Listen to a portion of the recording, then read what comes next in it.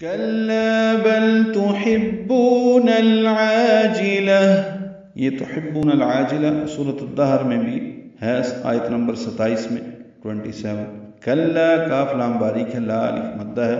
یہ کلا بھی ان 20 کلا کے کلمات میں سے ہے جن میں ملا کر پڑھنا ہے۔ کلا بل تحبون، بل میں لام ساکن ہے اور اس پہ اظہار ہے، تحبون میں تا کو جلدی اور معروف پڑھیں گے، ہا کو با سے ملائیں گے، ہا وسط الگ صدا کریں گے، بو واو مدہ ہے، 2 حرکات لمبا ہے، نون کو العاجلہ کی لام سے ملا دینا ہے، لام ساکن پہ اظہار قمری ہے، الف مدہ ہے، 2 حرکات لمبا ہے، جیم لام جلدی پڑھیں گے، لام کو تائے مربوطہ سے ملائیں گے، یہ ہا میں تبدیل ہو جائے گی، وقفاً تحبون العاجلہ ہو جائے گا، اور ملانا ہے تو کلا بل تحبون العاجلۃ وتذرون الآخرہ، اگلی آیت ملا کے پڑھنی ہوگی۔ ہرگز نہیں بلکہ تم جلدی حاصل ہونے والی چیز یعنی دنیا سے محبت رکھتے ہو،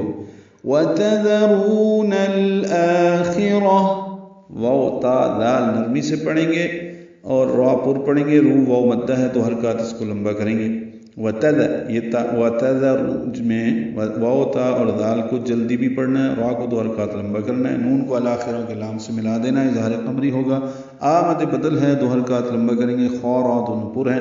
آخر میں تائے مربوطہ ہے، یہ بھی ہا میں تبدیل ہو گئی وقفاً، وتذرون الآخرہ، اور آخرت کو چھوڑ دیتے ہو،